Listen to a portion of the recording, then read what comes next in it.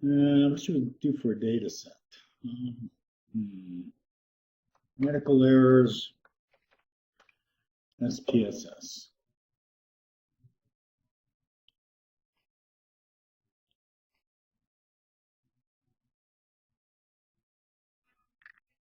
I mentioned SPSS, but there's no SPSS data file.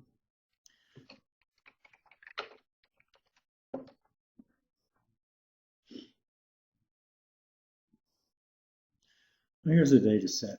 Here's an SPSS data set.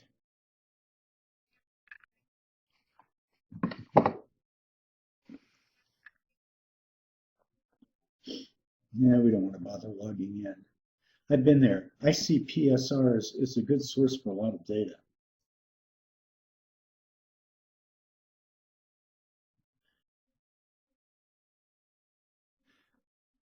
Yeah, let's go back and see if we can find something else.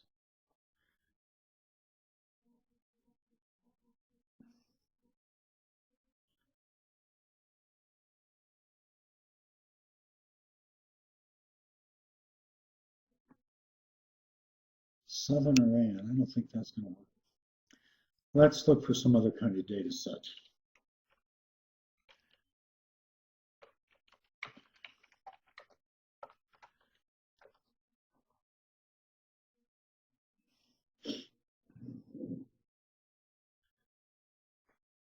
Here's one.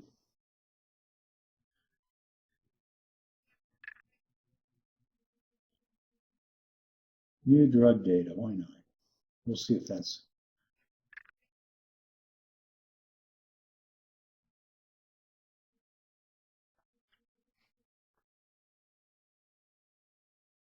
That might work.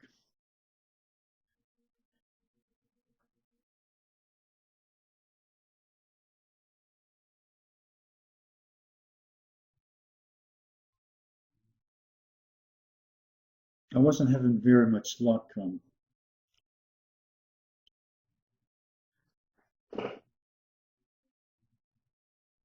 Doesn't look like it opened. I've been having a lot of problems.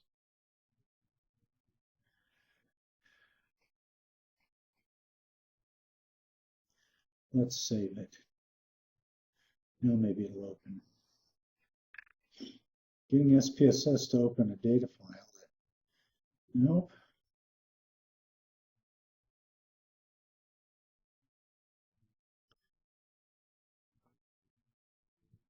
We'll try SPSS again.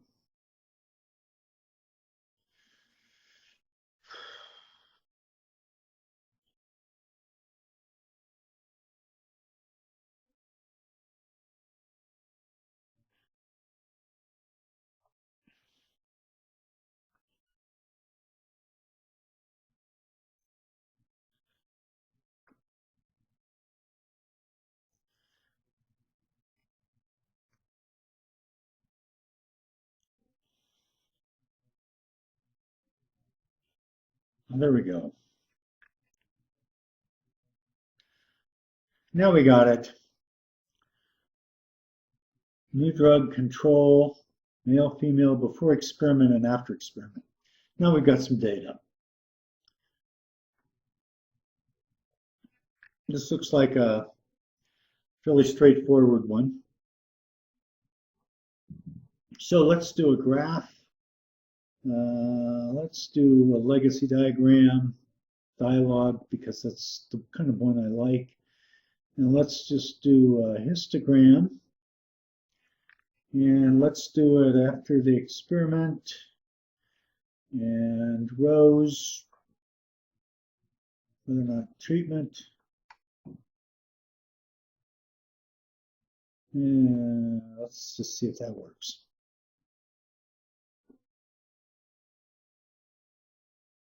Okay, that looks pretty good.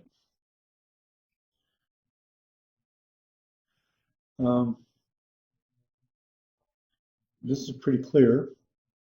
Let's go back and do the, let's go again, legacy diagrams, histogram.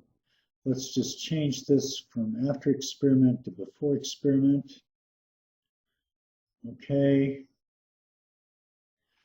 Looks like before the experiment there was very little difference between the two. After the experiment there was a fairly big difference. Okay, now we've got these, and we could do one more thing before we quit. Let's do analyze descriptive statistics and crosstabs. And let's do gender and treatment. Why not? And for statistics, we'll just ask for chi-square. I just do that because I always ask for chi-square. This would be this is the one that I would put in my output. Now, if you use this data file, what I would ask you to do is to at least include the link to the data file so I can take a look at it. And it doesn't look like we have much here. We might do row percentages. Not that it's going to help much. Yeah, I've been doing this for a long time. We want crosstabs. Turf analysis, I've never done that. We'll just ask for cells. Yeah, cells. We'll ask for row percentages.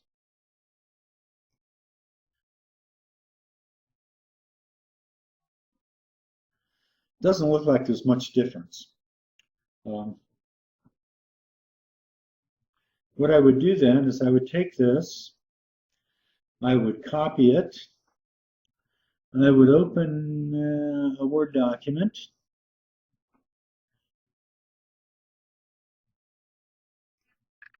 I would title it and put my name on it for sure, and then I would just paste it. That's easy enough. And I would put some kind of description.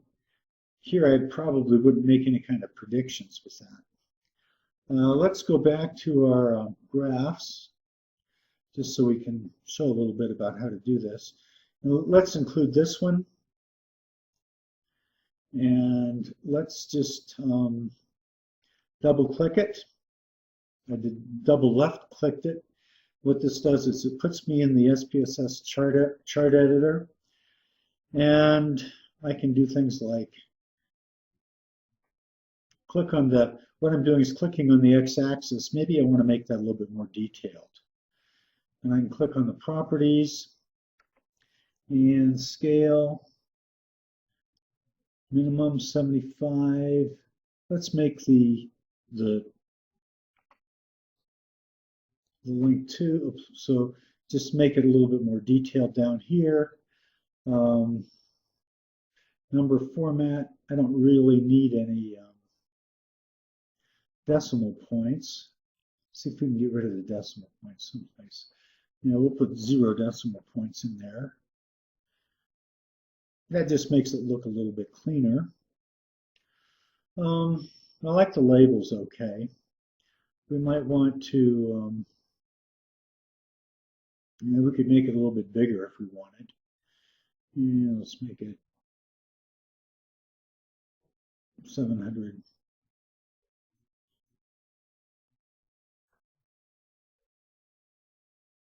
That's a little bit bigger.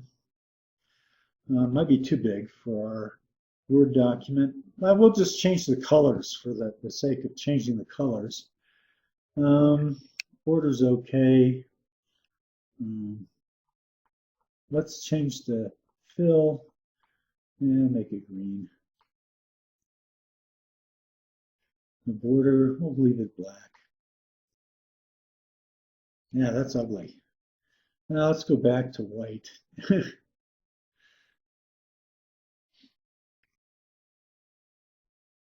Now I'm going to click on the bars, and now we can change the colors of the bars. And we'll apply that. I don't particularly like that. Generally, I like find it purple. All right, we can make it purple. I'm not really very, just for your information, I'm not very fond of really bright colors for graphs, unless you really want to show something. For here, I'm much more of a beige kind of guy. That's a little too beigey. And I kind of like that. So we like this, and then I'm just going to exit out of here. I'm just going to click on X. So now our graph looks like this. Now I'm back in SPSS. I've edited my graph. I'm just going to copy it and go back to Word. Where's Word? Oops, here it is. And I'll paste it into Word and see what it looks like. I like that.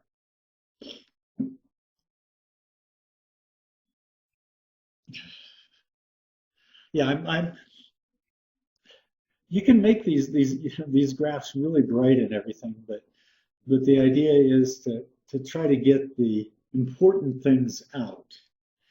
And you can use bright colors, but only use those for when you really want to let the reader know that it's something you want to show.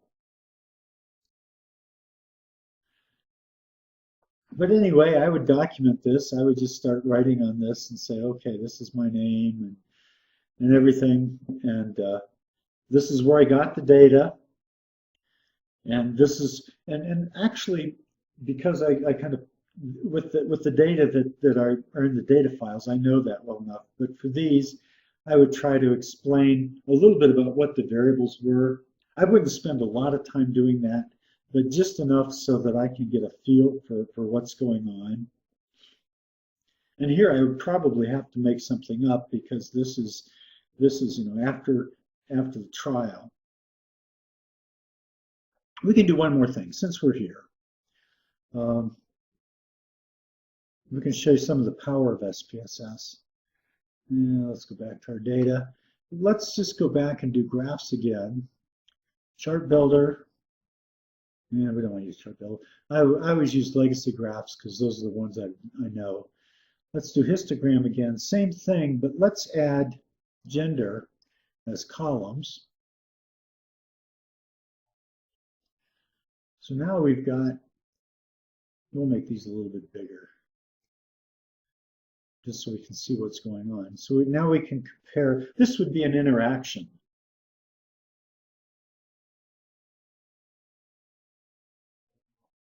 And this would be actually drawing 4 graphs. This would be before experiment.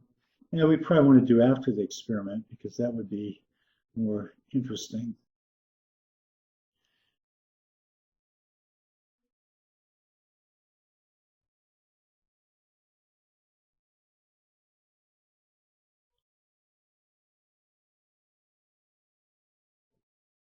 Yeah, come on, here we go. I made it bigger that way. This is all right. Looking at this is kind of interesting. It looks like the, okay, so this is the control. This is the treatment, the new drug.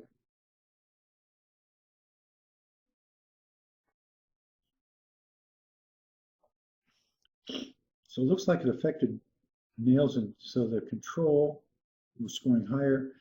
Both males and females were lower. It doesn't look like there's a real big interaction.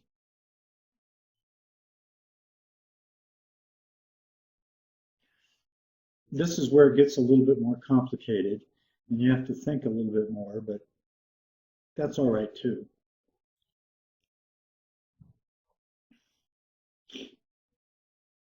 Yeah, generally I'm happy if you get a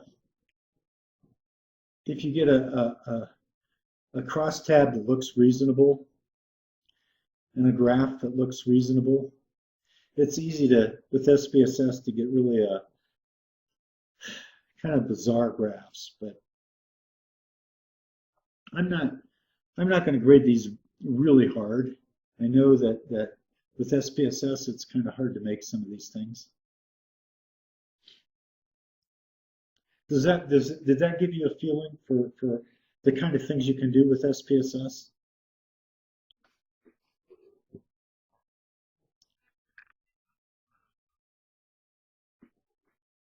And you just have to play with it. And I know it takes time. And when I was teaching a class, I always talked about stupid time. Because I remember that the first time I was sitting back in the days, I'm really old, okay? And all we had back when I was starting to learn computers was a key punch. We had to, you had a deck of cards that you had to turn into the computer center, and 24 hours later you could pick up your output. So, yeah, this is far advanced from that. I have to wait 10 seconds for this to work. Anyway, but I remember sitting at the key punch the first time, and it wouldn't do anything. I would press the keys and nothing would happen. And I sat there for about 10 minutes trying to figure out, how to make this, how to turn the machine on. And finally, I had to ask someone sitting beside me, how do I turn the key punch on? And they said, well, you have to reach underneath the desk, and it's right above your right knee. And sure enough, it was there. But how long was it going to take me to find that without asking someone? So the bottom line is, you have to put in your stupid time. You have to spend the time, and eventually you'll figure it out. Sometimes you have to ask someone.